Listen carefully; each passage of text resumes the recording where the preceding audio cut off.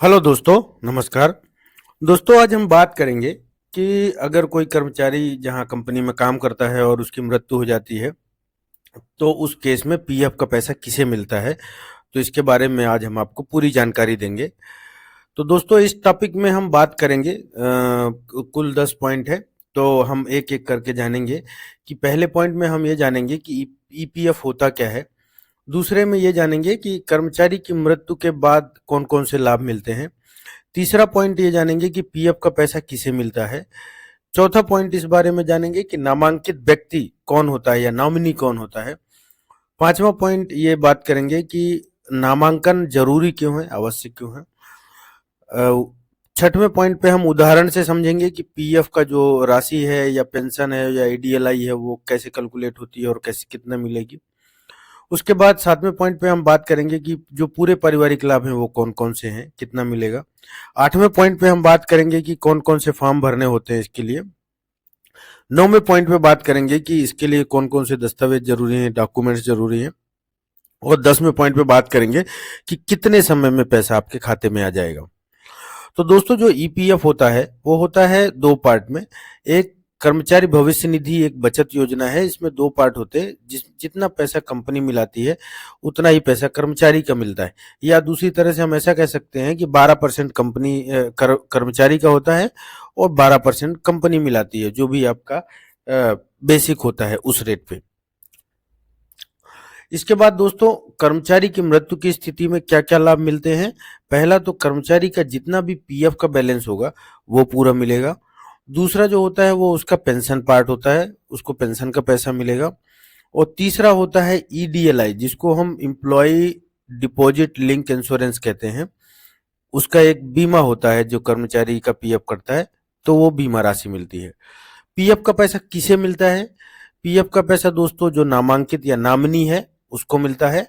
उसके नामिनी के न रहने की स्थिति में जो उसका परिवार है या उसके कानूनी उत्तराधिकारी हैं उनको मिलेगा। नामिनी व्यक्ति क्या हो सकता है, वो आपकी पत्नी हो सकती है, वो आपकी माँ हो सकती है, वो आपका बेटा हो सकता है। लेकिन अगर आपने सपोज करिए नामिनी अपने वाइफ को बनाया है, तो वाइफ के रहते पहले पीएफ का पैसा वाइफ को ही मिलेगा। अगर वाइफ नहीं है तो उस केस में आपके बच्चों को या माता पिता को या और जो भी परिवार में सदस्य हैं उनको मिल सकता है। तो प्राइमरीली वो नॉमिनी जिसको आपने घोषित किया है उसको मिलता है। उसके न रहने की स्थिति में वो परिवार या कानूनी उत्तराधिकारी को मिलता है। नामांकित व्यक्ति कौन होता है दोस्तों, जिसका नाम कर्मचारी द्वारा ईपीएफ रिकॉर्ड में पहले से दर्ज किया गया हो। नामांकन भरना क्यों आवश्यक है। परिवार को पैसा आसानी से मिलता है। दावा जो है आपका क्लेम जो है वो जल्दी पास हो जाता है और किसी भी तरह की कानूनी परेशानी नहीं होती है। एक उदाहरण से समझते हैं दोस्तों कि किसी कर्मचारी का नाम है नरेंद्र कुमार। उसका अंतिम वेतन जो था बेसिक वो था 18,000। उसने टोटल सेवा वर्ष जो अवधि है वो 8 वर्ष है और उसकी दुर्घटना में मृत्यु हो गई है। तो उसका जो पीएफ कुल जमा था वो 4,25,000 था। यह पूरी राशि जो है वो नामांकित व्यक्ति को मिलेगी। अगर उसके पीएफ खाते में 4,25,000 हैं तो ये पूरी राशि उस नॉमिनी को मिलेगी जिसको एम्प्लॉय ने नॉमिनी डिक्लेयर कर रखा है पेपर में, फॉर्म 2 में जिसको हम बोलते हैं। या आजकल जब आप पीएफ का पोर्टल खोलेंगे तो आपको मिलेगा कि कहाँ कैसे नॉमिनेशन फॉर्म भर सकते हैं, और वो कंपलसरी भी है। आप हमारे पुराने वीडियो में जाके देख सकते हैं कि नॉमिनेशन फॉर्म कैसे भरना है। तो वो नामांकित व्यक्ति की बात हो रही है यहाँ पे।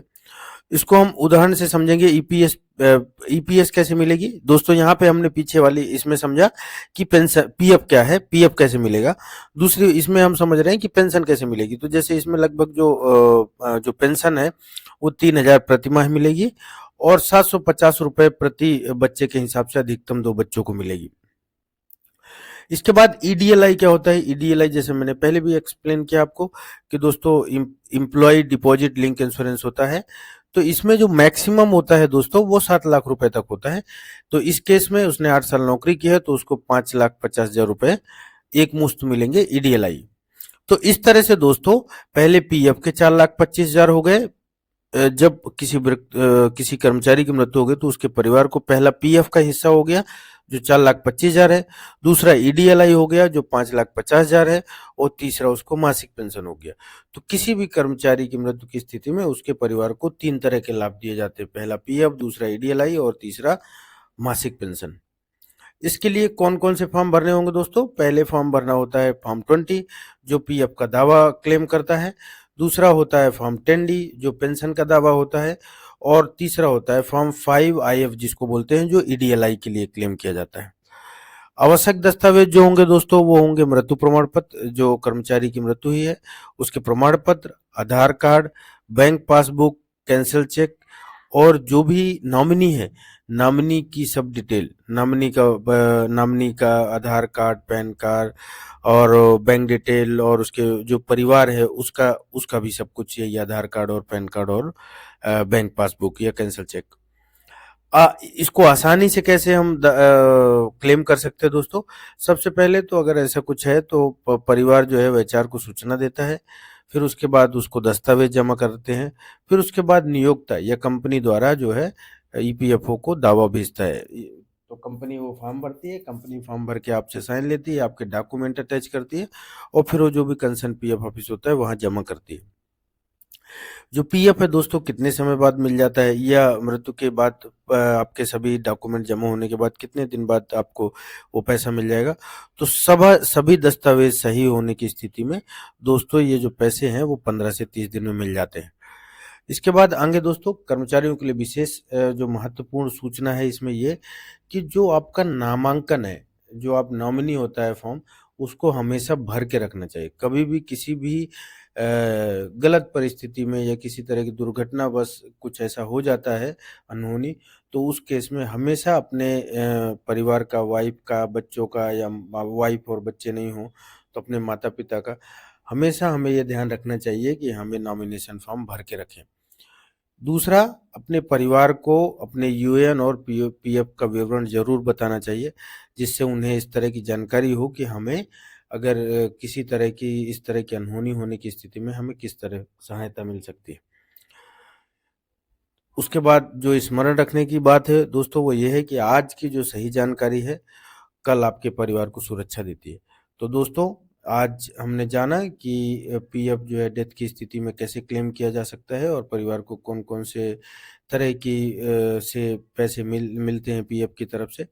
तो इसी तरह की वीडियो पाने के लिए और इसी तरह के जानकारी शेयर करने के लिए आप हमारे चैनल के साथ जुड़े रहें और हमारे चैनल को सब्सक्राइब करें। हम इस चैनल में आपको PF, SIC, labour law, labour welfare fund और सभी तरह की मिनिमम वेजेस और इससे संबंधित सभी तरह की जानकारियां देते रहते हैं।